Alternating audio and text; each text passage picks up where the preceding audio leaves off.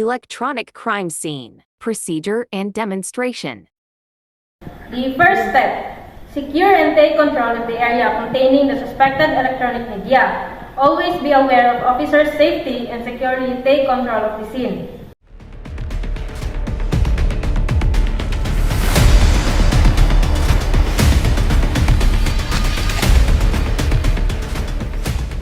Second step, the investigators should move individuals in the scene away from all computer equipment to ensure no last-minute changes or corruption to the data occur. Third step, if suspect is allowed to access computer equipment, he or she may be able to destroy or alter the evidence, making it much more difficult to conduct the forensic analysis at a later time.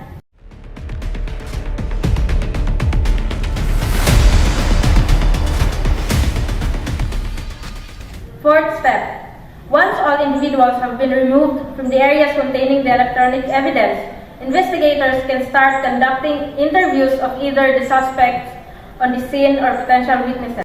Fifth step, interviewing the individuals on the scene may provide a substantial amount of information pertaining to the case and may help lead the investigators in the right direction.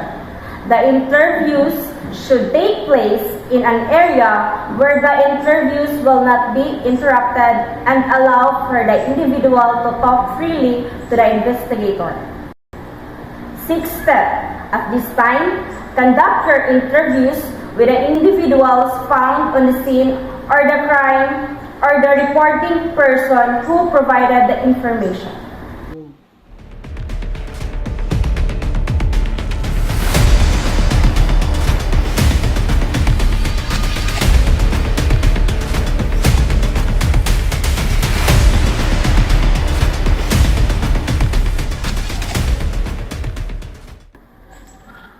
Seventh step, the investigator should avoid switching the computer system on if it is turned off upon your arrival.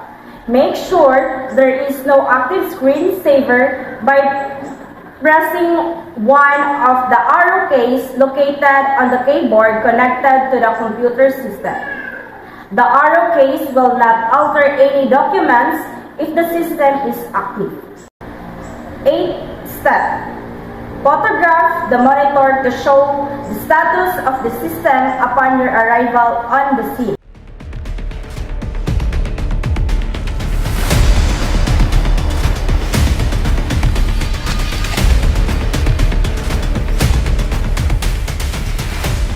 Step 9. If the screen is blank and the system is turned on again, press the arrow keys to ensure a screensaver is not active. If the monitor is power off, turn the monitor power on. Step 10. Once the monitor comes on, photograph the monitor to show what was on the screen at the time of your arrival.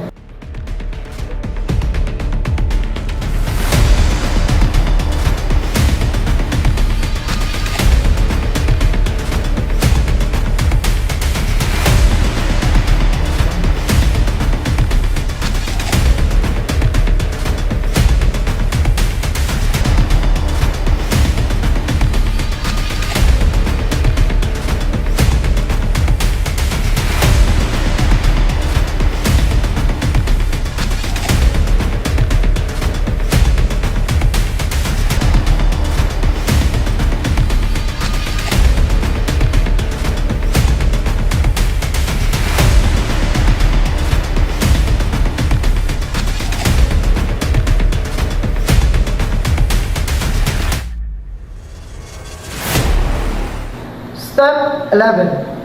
Check to see if the system is connected to the internet or has network capabilities. Some systems do not have ACATS or other type of network capable attached. The system could be utilizing a wireless connection. Step 12. If the system is networked, the investigator will want to capture the volatile data contained in the system's memory. If the system's power is disconnected before volatile data has been collected, the data will be lost and the investigator will not be able to retrieve the data at a later time.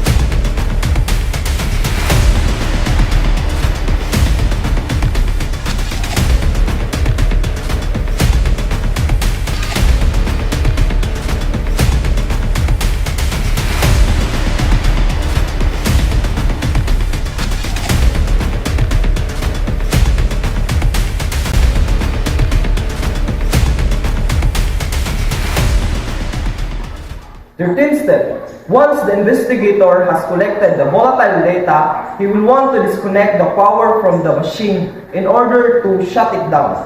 The forensic practice is to disconnect the power source from the rear of the machine and not from the wall outlet. 14th step. This will make sure that the investigator is removing the correct power supply and not another system power.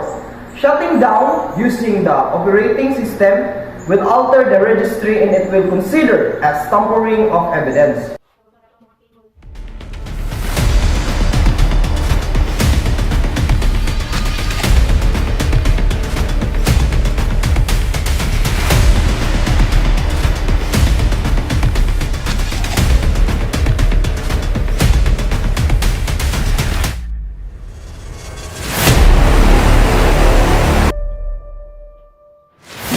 Fifteenth step. The investigator will then document the crime scene by taking photographs. This photograph will help the investigator remember where everything was located on the scene in the crime scene. And how will crime scene look when he or she arrived? 16th step.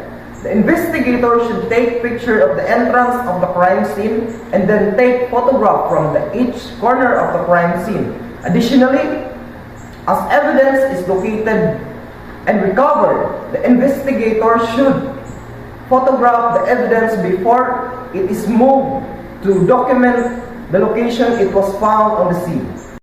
17th step. The next step is to document the crime scene even further by drawing a sketch of the entire crime scene. The sketch will show the measurements of the crime scene and where the evidence is located on the crime scene by their exact distance from other objects on the crime scene.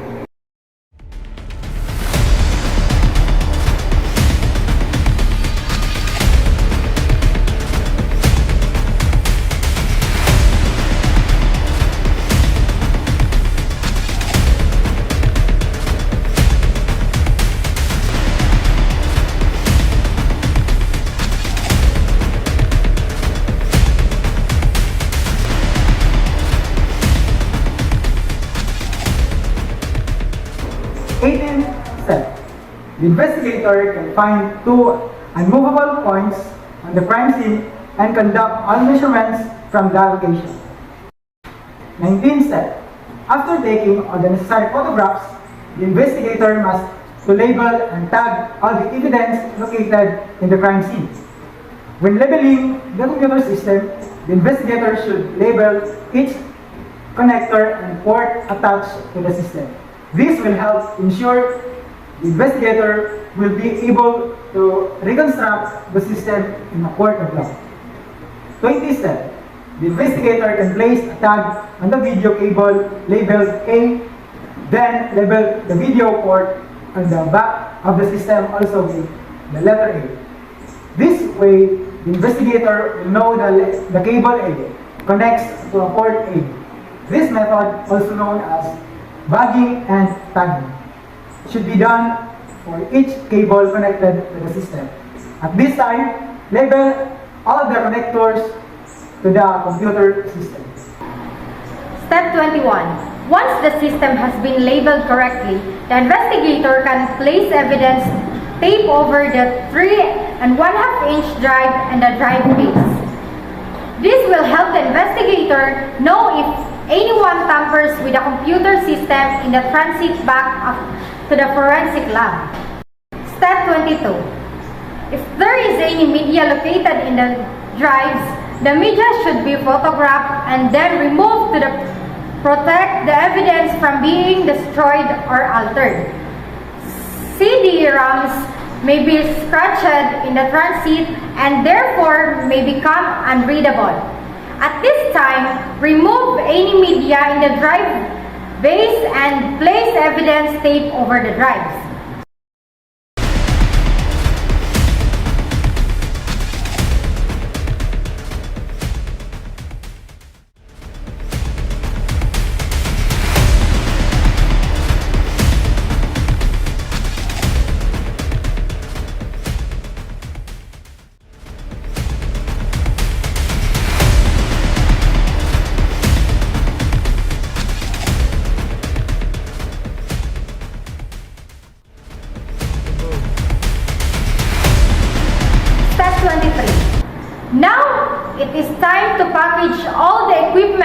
for transportation. All electronic evidence should be packed in anti-static bags to help ensure the integrity of the data is maintained. As each piece of evidence is packed, an evidence label should be attached. Step 24. Before each item is removed from the crime scene, a chain of custody must be filed out to ensure the evidence is properly tracked from investigator to investigator. A chain of custody will contain the name of the recovering officer and the date and time he transferred the evidence to the primary investigating officer. Additionally, the chain of custody may contain the item number or evidence number along with the case number of the crime. Step 25. Search through all documentation to find passwords or other physical evidence that may pertain to the crime.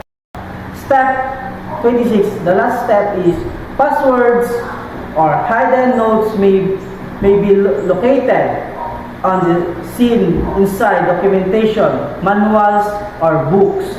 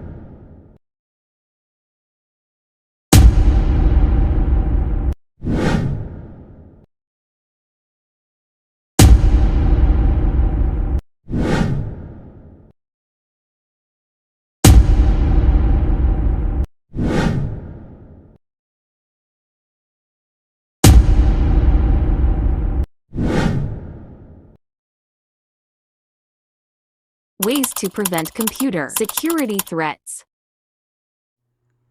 Firewall. Firewalls enforce rules about what data packets will be allowed to enter or leave a network.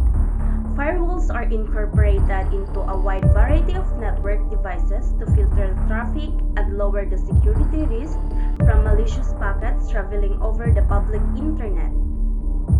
Antivirus.